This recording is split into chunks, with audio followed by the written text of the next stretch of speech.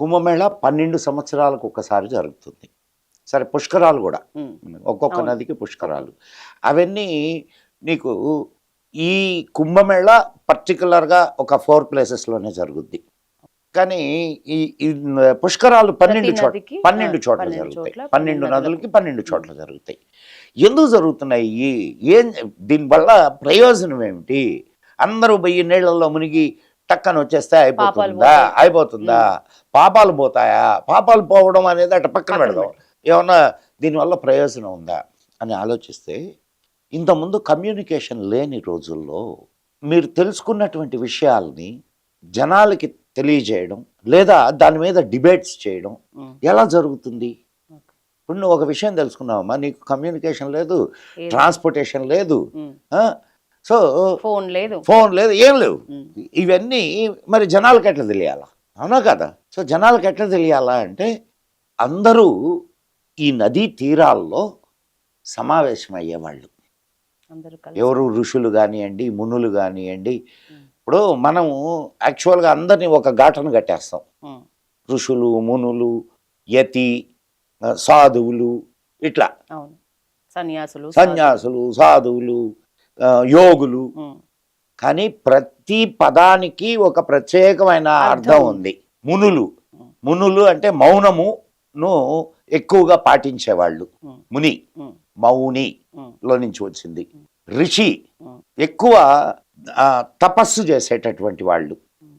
తపస్సు అంటే కూడా మళ్ళీ తప్పర్థాలు తీసుకుంటున్నారు. తపస్సు అంటే ఏమిటి? తపించుట. నువ్వు ఏదైనా ఒక విషయాన్ని గురించి తపించావనుకో, ఉమ్. ఆ విషయం నీకు అవగతం అవుద్ది. అండ్ ద్వ్యర్థి కావ్యాలను ఉన్నాయి మనకి, తెలుసా మీకు? ఆ. ఆ? ఉమ్. అంటే ఒకే కావ్యము 2 అర్థాలను ఇస్తుంది, అవును. ఒకే పద్యం కూడా 2 2 అర్థాలను ఇస్తుంది. సో ద్వ్యర్థి కావ్యాలు ఉన్నాయి. ఇవన్నీ కొత్త కొత్త ప్రక్రియలే కదా. అవును. అంటే నీ సబ్జెక్ట్ కాబట్టి నీకు అర్థమయ్యేదానికి ఎవరో చెప్తున్నాను ఒకరికి నేను. ప్రాక్టీస్ లో అవి బయటికి సో వచ్చినవే. నీకు ఎట్లా వచ్చినాయి బయటికి? అవును. నేను తపస్సు చేయటం వల్ల, నేను తప్పించటం వల్ల. నువ్వు కనుక్కున్నావు, బాగానే ఉంది. నువ్వు కనుక్కున్నావు, నీ వరకు బాగానే ఉంది. It's good, very good. కానీ ఇది బయటకు రావాలి కదా. బయటకి ఎట్లా వచ్చినాయి? రాయటం వల్ల. రాసావు, అయిపోయిందా? అది బయటకి ఎట్లా వస్తుంది? ఇప్పుడు అంతకుముందు ట్రాన్స్పోర్టేషన్ లేదు, కమ్యూనికేషన్ లేదు. ఉమ్. సో ఇట్లాంటి చోట్ల కలిసి దాన్ని గురించి డిబేట్స్ జరిగాయి. ఇంకొక ప్రశ్న, అఘోరాలు. చెప్తాను, అఘోరాలు. వస్తాను, అక్కడ కూడా వస్తాను. ప్రతిదానికి దెర్ ఇస్ ఎ రీజన్. ప్రతిదీ ఒక ప్రత్యేకమైన విధానం అమ్మా. సో నీకు అవన్నీ నువ్వు కనుక్కున్నటువంటి విషయాలన్నిటినీ ఇక్కడ చర్చించడం జరుగుద్ది, చర్చించి నిర్ధారించడం జరుగుద్ది. ఉమ్. ఇది ఏదో ప్రక్రియ, చెత్త ప్రక్రియ రా బాబు, ఇది ఇట్లాంటి ప్రక్రియను నువ్వు తీసుకెళ్ళకూడదు అని చెప్పి అక్కడనే దాన్ని సమాధి చేయొచ్చు. అద్భుతమైన ప్రక్రియరా, దీన్ని బయటకు తీసుకెళ్దాం. ఉమ్. సో బయటకి ఎట్లా తీసుకెళ్తారు? ఇక్కడ డిసైడ్ అయిపోయింది. ఓకే. బయటకి ఎట్లా తీసుకెళ్తారంటే ఎక్కడెక్కడి నుంచో వస్తారు. ఇప్పుడు చూడు అక్కడికి, సరే ఇప్పుడంటే ట్రాన్స్పోర్టేషన్ ఉంది, విమానాలు అన్నిట్లో వస్తారు అక్కడికి. కానీ ఇంతకుముందు ఎట్టొచ్చేవాళ్ళు చెప్పు?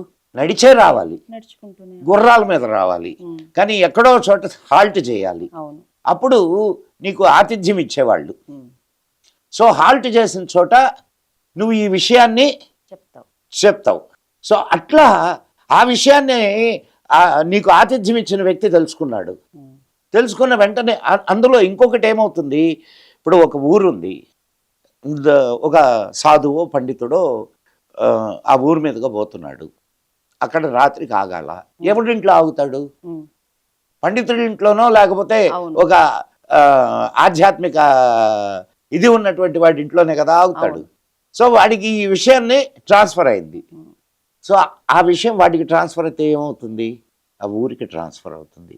అక్కడి నుంచి వేరే ఊరు, అక్కడి నుంచి వేరే ఊరు, అట్లా దేశం మొత్తం స్ప్రెడ్ అయ్యేది.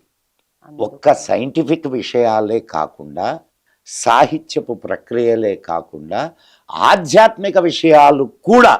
ఇప్పుడు నువ్వు అడిగిన ప్రశ్నకు వస్తాను నేను. నువ్వేం అడిగావు? అఘోరాలు. అఘోరము అంటే ఘోరము కానిది. వాళ్ళకి ఏది ఘోరం కాదు, వాళ్ళు అన్నీ తింటారు. ఇప్పుడు వాళ్ళ దృష్టిలో నువ్వెవరో తెలుసా? వాళ్ళ దృష్టిలో నువ్వు జంతువు, నువ్వు 2 కాళ్ళ జంతువు.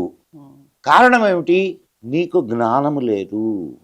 అఘోర తత్వం ఏం చేయాలంటే, ఎవడైతే జ్ఞానాన్ని సంపాదిస్తాడో, ఎవడైతే శివుణ్ణి తెలుసుకుంటాడో, ఎవడైతే అఘోర మార్గంలో ఉంటాడో, అతను మాత్రమే జ్ఞాని, మిగతా అందరూ అంతే. జంతువులు. సత్యాన్ని తెలుసుకున్నవాడే కదా జ్ఞాని.